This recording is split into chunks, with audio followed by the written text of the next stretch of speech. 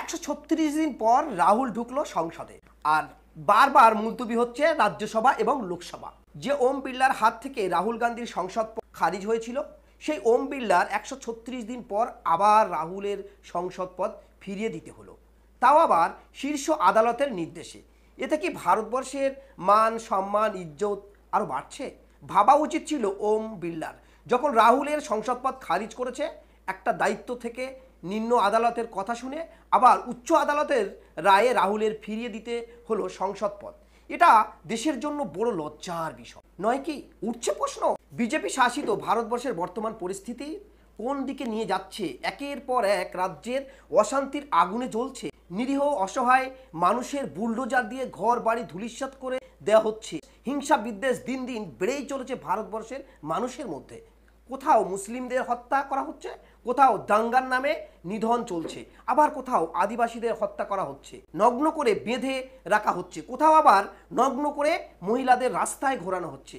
বিশেষ করে বিজেপি শাসিত রাজ্যগুলিতে দলিত, আদিবাসী এবং মুসলমানদের উপরে অত্যাচার সীমাহীনভাবে বেড়েই চলেছে।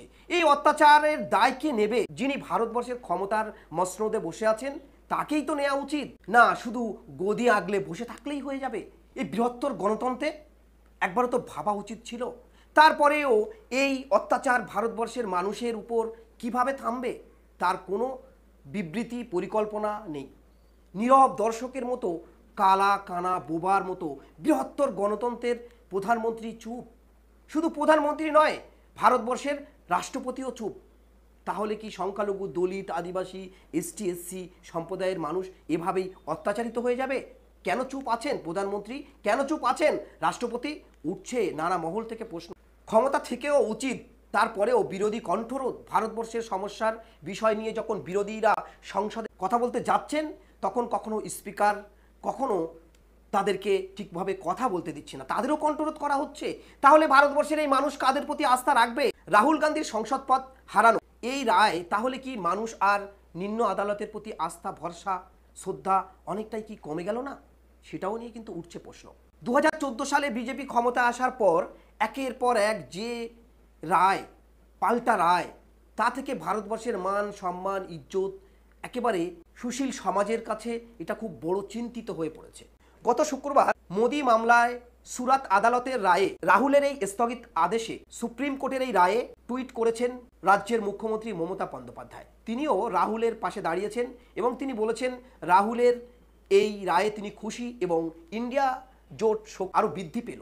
সুপ্রিম কোর্টের স্থগিত আদেশে 48 ঘন্টার মধ্যেই সোমবার সকালে রাহুলের সংসদ পদ ফিরিয়ে দেওয়ার ব্যাপারে নির্দেশ দেন লোকসভার স্পিকার ওম বিড়লা। রাজনৈতিক মহলের দাবি, মঙ্গলবার মণিপুর নিয়ে সংসদের অনাস্থার আলোচনার শক্তি আরও বাড়ল বিরোধী জোটের, কারণ এই আলোচনায় অংশ নিতে পারবেন সংসদ রাহুল গান্ধী। সংসদে ঢোকার পর যে ছবি উঠে আসছে, একের পর এক রাজ্যসভা এবং লোকসভায় বারবার মুলতবি ঘটছে। এটা কি শাসক দলের পক্ষে কোনো সমস্যায় পড়তে হচ্ছে না? কি বোঝাবেন তারা ভারতবর্ষের মানুষের? তাহলে কি একের পর এক বিরোধীরাও কথা বলতে পারবে না? নিরীহ মানুষ, অসহায় মানুষ, তারাও মার খাচ্ছে, খুন হচ্ছে, ধর্ষণ হচ্ছে, দাঙ্গা হচ্ছে, তাও থামছে না। এবং সংসদে বিরোধীরাও কথা বললে সেখানেও তাদেরকে কথা বলতে দেয়া হচ্ছে না। তাহলে ভারতবর্ষের বর্তমান পরিস্থিতি কোন দিকে যাচ্ছে? চিন্তিত গোটা ভারতবর্ষের সুশীল সমাজ, গণতন্ত্রপ্রেমী মানুষ এবং ভারতবর্ষের বসবাসরত বিশেষ করে দলিত, আদিবাসী, এসটি এসসি এবং মুসলমানরা আরও চিন্তিত।